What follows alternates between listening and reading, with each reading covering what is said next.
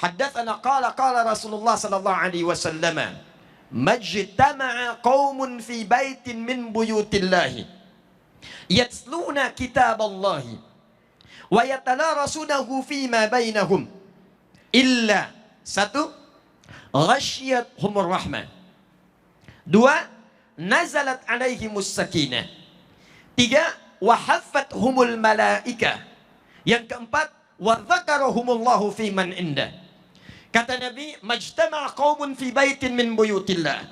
Tidak pernah ada orang kumpul-kumpul di satu rumah dari rumah-rumah Allah.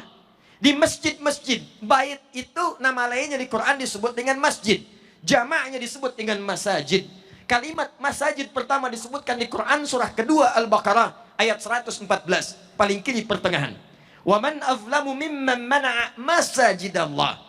Kalau disebutkan kata Nabi, dalam hadis Nabi, tidak pernah orang berkumpul di satu rumah Allah subhanahu wa ta'ala dengan niat untuk belajar Al-Quran, kemudian membahasnya, mengamalkan isinya, kecuali orang-orang itu tanpa kecuali, siapapun mereka, entah dia bupatikah, entah pedagangkah, entah pengusahakah, entah petanikah, entah siapapun mereka, tua, muda, besar, kecil, laki-laki, perempuan, kata Nabi akan diberikan 4 keistimewaan, 4 kemuliaan yang tidak diberikan kecuali hanya pada orang-orang ini saja. Orang yang senang ada di masjid, belajar Quran, mengamalkan isinya. Apa 4 kemuliaan itu? 1, fokus. Kata Nabi, ghasyiyatuhumur rahmah. Maka selama mereka belajar itu akan dinaungi oleh rahmat-rahmat Allah subhanahu wa ta'ala. Ingat, ini bukan sembarangan. Rahmat Allah itu kalau sudah disebutkan minimal bentuknya ada 3. 1, Quran surah ke-53 ayat ke-39. Ulang, Quran surah 39 balik ayat ke-53. Az-Zumar ayat 53. Allah sampaikan, qul li'ibadiyalladzina asrafu ala anfusihim la taqnatu min rahmatillah.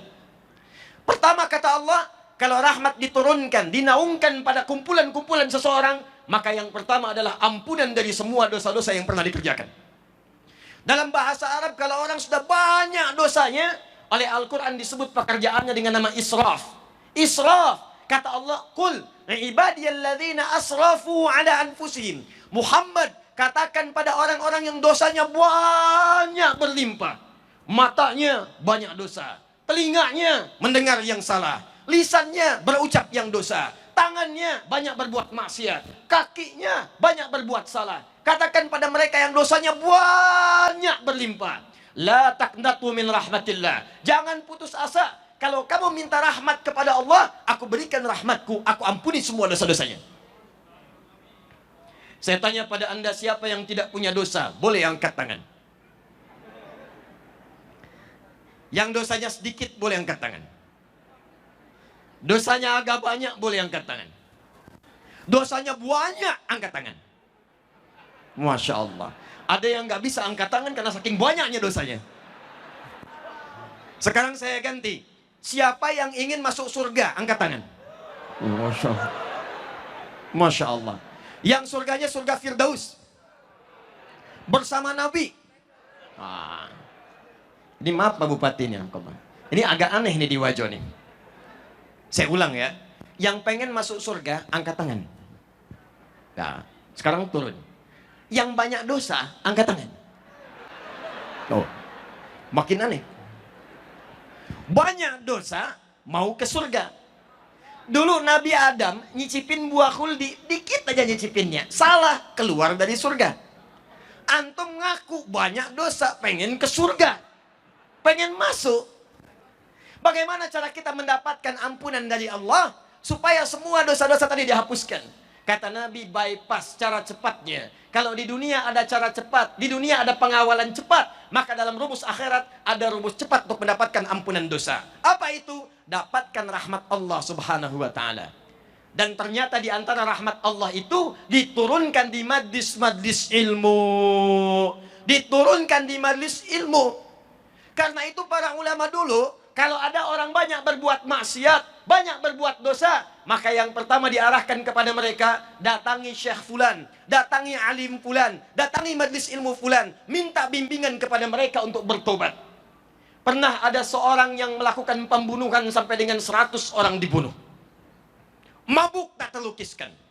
Pencurian itu sudah kebiasaan. Zina dia praktekkan. Satu kali dia ingin taubat, terbersit di hatinya, saya ingin kembali kepada Allah Subhanahu wa taala. Maka apa yang terjadi? Dia datang kepada seorang syekh, dia bertanya, "Ya syekh, saya ingin bertobat, bisakah seorang seperti saya tobat?"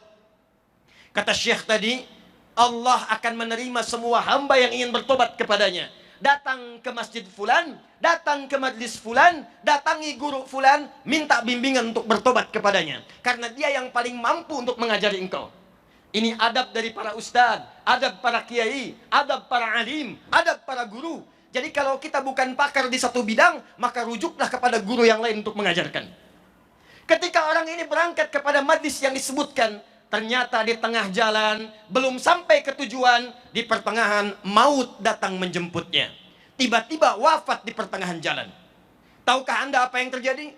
Saat wafat itulah malaikat kemudian turun, tapi terkejut mendapat perintah dari Allah Subhanahu wa taala. Apa perintahnya? Saya ampuni dosanya, saya jamin surganya. Saya telah siapkan surga untuknya. Maka bawa dia, siapkan dengan kenikmatan-kenikmatan kubur yang telah disiapkan. Kenapa orang ini tiba-tiba mendapatkan nikmat Allah? Kata para ulama, ternyata orang ini saat ingin menuju majlis ilmu mendapatkan rahmat Allah Subhanahu wa taala. Dibimbing di jalannya, setiap langkahnya dia istighfar. Astagfirullah, astagfirullah, astagfirullah. Baru berangkat menuju majlis ilmu, rahmat Allah turun kepadanya.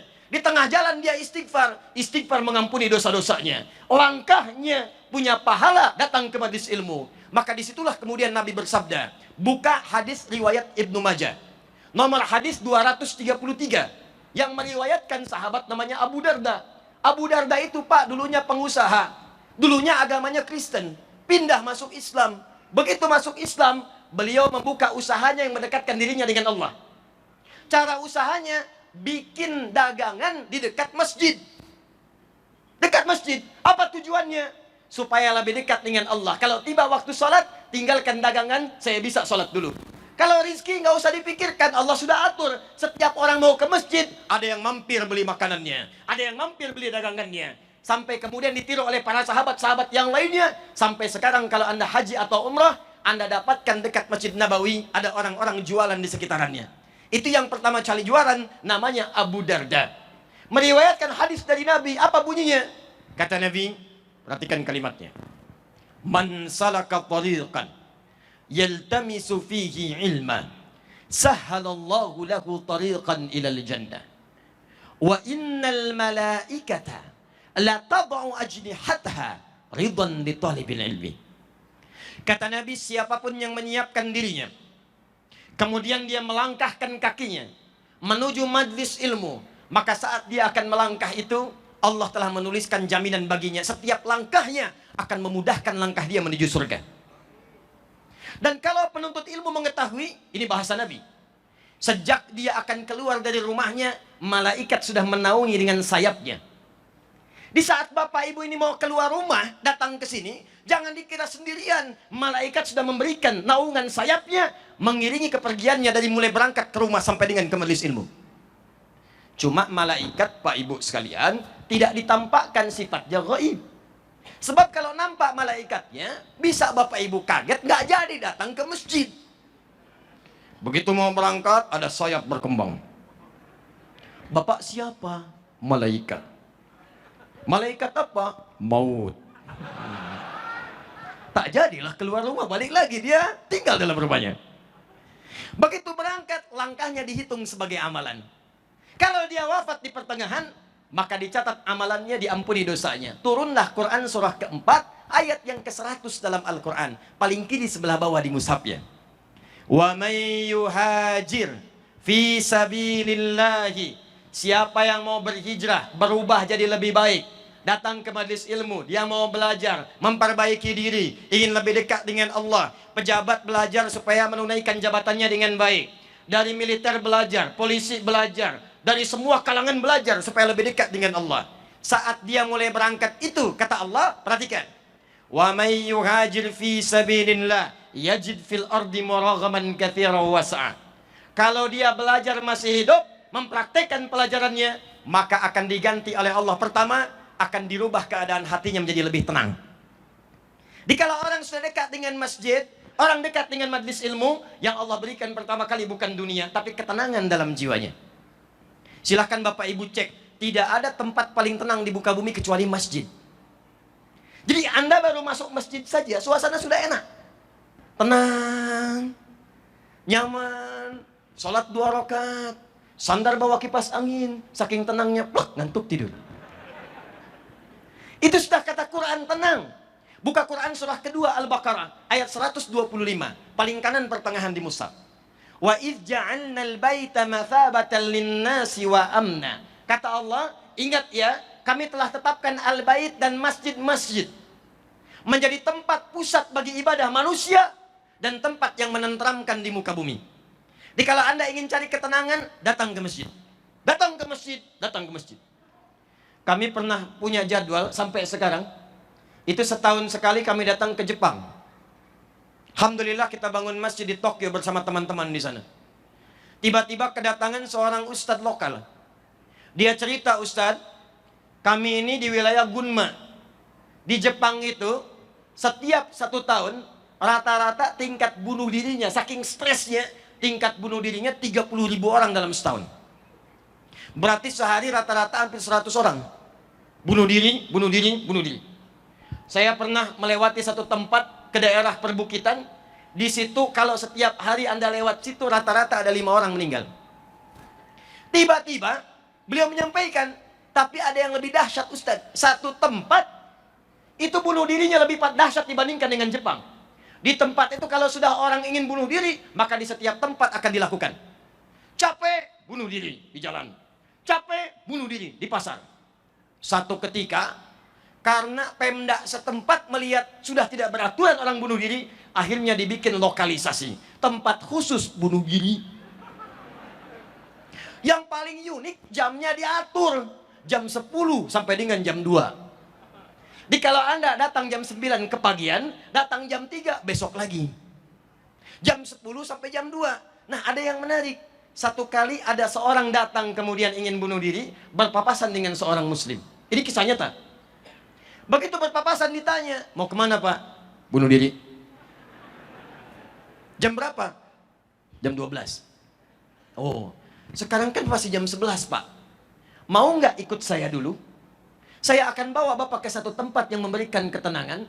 Wah, saya takut nanti terlambat. Terlambat bunuh diri. Saya takut terlambat. Kata orang muslim yang tadi, jangan khawatir. Kalau Bapak merasa terlambat, nanti saya ganti kerugiannya. Ikutlah orang muslim ini, tiba-tiba diajak ke masjid. Masya Allah, sampai di masjid, sedang diadakan semacam pengajian. Baru datang ke masjid, diajak duduk di luaran masjid, baru duduk sejenak, saking tenangnya di masjid, mulai tibalah rasa kantuk itu. Bayangkan, orang bukan muslim pun datang ke masjid, baru area sekitaran masjid luarnya, baru duduk merasakan ketenangan, ngantuk, tidur. Ternyata bukan orang Islam saja yang dekat masjid langsung tidur. Ada orang pengen bunuh diri, datang dekat masjid, langsung ngantuk, tidur. Begitu tertidur diamati oleh orang Islam ini, kok pulas sekali tidurnya. Mau dibangunkan gak enak. Ternyata bangun-bangun lewat dari jam bunuh dirinya. Lebih daripada jam 2, tiba-tiba terbangun. Begitu bangun ini kata yang muslim, Pak, saya tadi gak enak mau bangunkan, karena tidurnya terasa nikmat dan tenang. Sekarang Bapak sudah lewat jam 2, saya berjanji akan mengganti tadi. Karena kalau Anda lewat dari jam bunuh diri, saya akan katakan saya ganti. Kata orang tadi, saya tidak jadi bunuh diri. Kok bisa? Saya ini pengen bunuh diri, karena sudah 3 hari saya nggak tenang, nggak bisa tidur. Ini saya aneh nih, kok bisa di tempat ini, baru duduk sudah ngantuk. Duduk, tenang, ngantuk, nyaman, tidur. Ini tempat apa namanya? Begitu dijelaskan tentang masjid, tentang keutamaannya, dia katakan bagaimana caranya masuk Islam. Maka pada saat itu dia mengucapkan kalimat syahadat, asyhadu an la ilaha illallah wa asyhadu anna Muhammadar Rasulullah. Ada ketenangan dalam jiwanya. Kisahnya kemudian viral pada saat itu, maka bupati wali kota setempat memanggil yang muslim tadi. Setelah konsultasi di dekat tempat bunuh diri tadi, kemudian didirikan bangunan untuk konsultasi pada seorang muslim tadi. Yang ingin bunuh diri, konsultasi dulu ke sini sebelum dia bunuh diri. Itu kisah nyata. Jadi saya ingin katakan pada Anda, orang yang sering datang ke majelis ilmu, orang yang sering belajar, orang yang mau berhijrah, kata Al-Quran, yang pertama Allah berikan pada dirinya ketenangan dalam jiwanya. Jadi kalau hati sudah tenang itu enak. Mau bekerja, hati tenang, nyaman. Di rumah tangga, hati tenang, nyaman. Yang sering menjadikan masalah itu karena hati tidak tenang.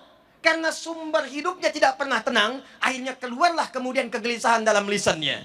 Kegelisahan dalam pandangannya. Kegelisahan sampai ke ujung kakinya. Yang paling hebat kata Allah, wa may yakhruj min baitihi muhajiran ila Allah wa rasulihi thumma yudrikul maut faqad waqa'a ajruhu 'ala Allah.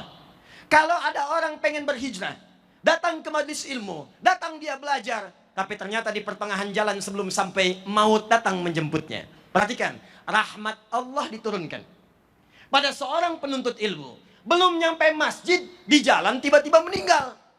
Faqad waqa'a ajruhu 'ala Allah. Pahalanya diterima, diampuni dosanya, diturunkan rahmat Allah. Dengan rahmat Allah itu dicatatkan pahala surganya. Teman-teman jangan main-main ya. Ketika Anda berangkat datang ke masjid ini, ada yang di luar, ada yang di lapangan. Kalau niatnya benar ingin belajar, ingin menuntut ilmu, ingin belajar dari Al-Quran, itu langsung turun bahkan satu ayat di Quran surah ke-9 ayat 122. Paling kiri sebelah bawah di mushafnya. Anda langsung dituliskan oleh Allah sebagai mujahid fi sabilillah. Kalau wafat, statusnya syuhada. Apa bunyi ayatnya? Perhatikan kalimat Qurannya. Wa ma kanal mu'minuna liyanfiru kaffa. Kata Allah, hei orang-orang beriman, jangan semuanya pergi ke medan perang pertempuran.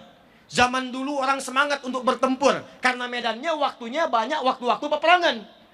Banyak keluar jihad. Kata Allah, jangan semua keluar.